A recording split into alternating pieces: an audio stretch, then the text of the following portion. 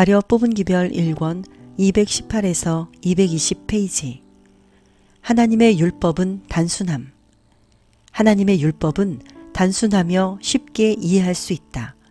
저들의 머리로 이해할 수 있는 것만을 믿는다고 거만하게 자랑하면서 인간의 생애와 천연계에 나타난 하나님의 능력의 표현 가운데 가장 깊은 철학이나 가장 광범위한 연구력을 가지고도 설명할 수 없는 신비한 것들이 있음을 잊어버리는 자들이 있다. 그러나 하나님의 율법 가운데는 신비에 속한 것이 없다. 모든 사람들이 율법이 포함하고 있는 위대한 진리를 깨달을 수 있다. 가장 박약한 지능을 가진 사람도 이러한 규칙들을 파악할 수 있고 가장 무식한 사람이라도 생애를 규제할 수 있으며 거룩한 표준을 본받아 품성을 형성할 수 있다. 만약 인간의 자녀들이 최선의 능력을 다하여 이 율법을 순종한다면 하나님의 목적과 계획을 더욱 밝히 깨달을 수 있는 정신력과 식별력을 얻게 될 것이다. 이러한 발전은 비단 이 세상에서 뿐만 아니라 영원한 시대를 통하여 계속될 것이다. 우리가 아무리 하나님의 지혜와 능력에 대한 지식으로 발전할지라도 거기에는 항상 미치지 못하는 한계가 있다. 거룩한 율법은 우리들이 하나님을 가장 사랑하고 우리 이웃을 우리 몸과 같이 사랑하라고 요구하신다. 이러한 사랑의 실천이 없이는 가장 고상한 신앙의 고백도 한갓 위선이 되고 말 것이다.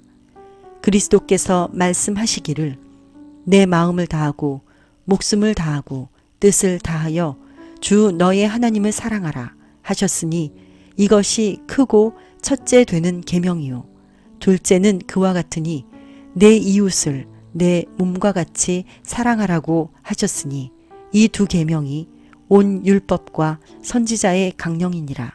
마태복음 22장 37로 40절이라고 하셨다. 율법은 완전한 순종을 요구한다. 누구든지 온 율법을 지키다가 그 하나에 거치면 모두 범한 자가 된다. 하늘에 계신 하나님께 대하여 불충성하지 않고는 10계명 가운데 단 하나도 범할 수 없다. 율법의 요구에 대한 가장 작은 이탈 행위일지라도 무시하거나 고의적인 범죄를 하는 것은 죄이며 모든 죄는 죄인으로 하나님의 진노를 받게 한다. 오직 순종만이 고대 이스라엘이 하나님의 각별하신 은총을 받는 백성이 되게 한 약속의 성취를 받는 조건이었다.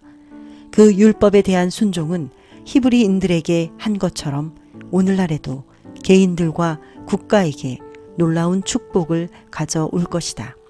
율법에 대한 순종은 우리의 구원만을 위하여서가 아니라 우리의 행복과 우리와 관련된 모든 인간의 행복을 위하여 절대적으로 기묘한 것이다.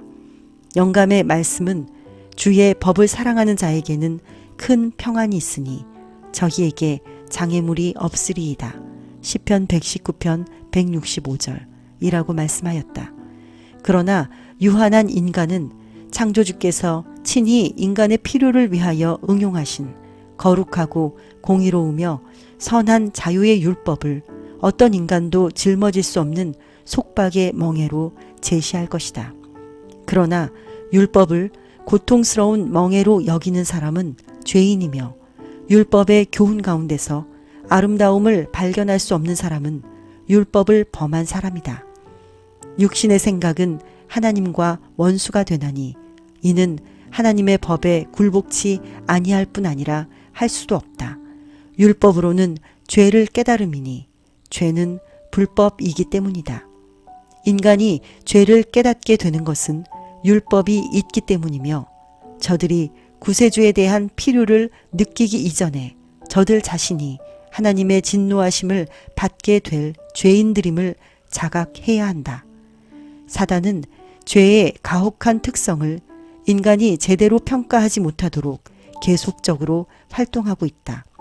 하나님의 율법을 저희 발로 짓밟는 자들은 큰 기만자의 일을 하고 있는데 저들은 죄에 대한 정의를 내릴 수 있고 범죄자의 양심에 호소할 수 있는 유일한 원칙을 거부하기 때문이다.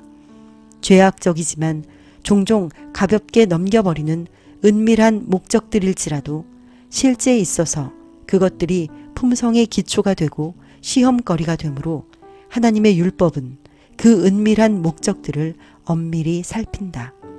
율법은 죄인이 자신의 도덕적인 품성에 대한 올바른 지식을 갖고자 할 때 들여다볼 수 있는 거울이다. 죄인이 의의 큰 표준으로 말미암아 자기 자신이 정죄된 사실을 깨달았을 때 그가 해야만 할 다음의 행동은 자신의 죄들을 회개하고 그리스도를 통하여 용서를 구하는 일이다.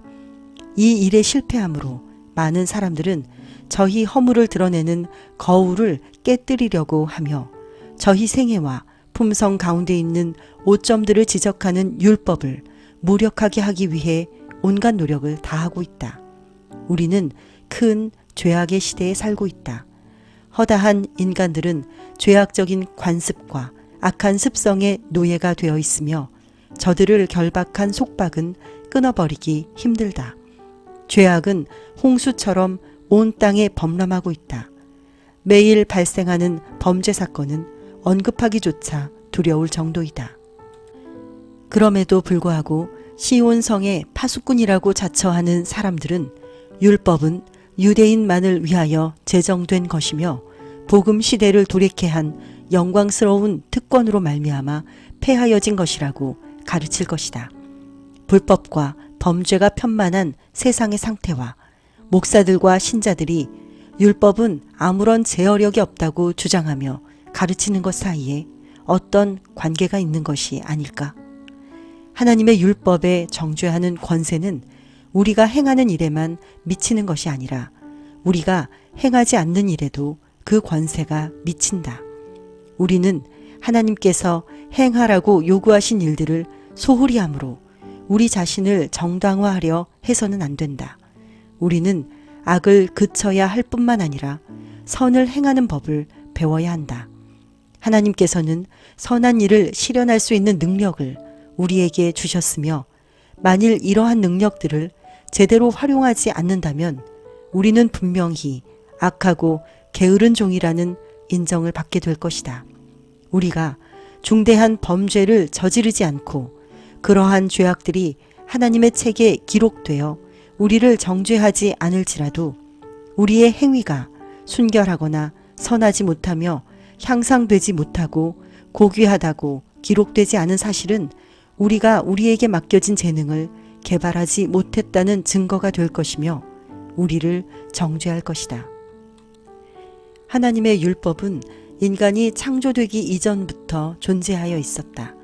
이 율법은 거룩한 존재자들의 상태에 적용되도록 제정되었으며 천사들까지도 이 율법의 지배를 받았다. 인간이 범죄한 후에도 의의 원칙들은 변치 않았다. 율법에서 단 한 가지도 패한 것이 없으며 율법의 거룩한 교훈에서 단 한 가지도 개선할 수 있는 것이 없다. 태초부터 이 율법이 존재하였던 것처럼 이 율법은 끊임없는 영원한 시대를 통하여 계속적으로 존재할 것이다. 시편 기자는 내가 전부터 주의 증거를 궁구함으로 주께서 영원히 세우신 것인 줄을 알았나이다 라고 말하였다. 천사들을 지배하며 가장 은밀한 사상과 욕망과 기질의 순결성을 요구하며 영원 무궁토록 존재할 이 율법으로 온 세상이 신속히 다가오고 있는 하나님의 날에 심판을 받게 될 것이다. 범죄자들은 스스로 지존자께서는 알지 못하시고 전능자께서는 생각지 않으시며 하나님께서 항상 저들을 용서하시지 않을 것이라고 생각하는지 모른다. 심판의 때 저들은 저희 행위에 대한 보상, 곧 죄의 값인 사망을 받게 될 것이며 율법을 지킨 의로운 백성은 하늘 도성의 진주문을 통하여 천국으로 인도될 것이며 하나님과 어린 양의 앞에서 불멸의 생명과 기쁨의 면류관을 쓰게 될 것이다. 하늘에 계신 하나님 아버지, 하나님이 오시는 그날에 우리가 율법에 의해 심판받을 때 하늘 도성을 통해 하늘 천국에 이르기를 원합니다. 그 길을 인도하여 주시옵소서. 예수님의 이름으로 기도드립니다. 아멘.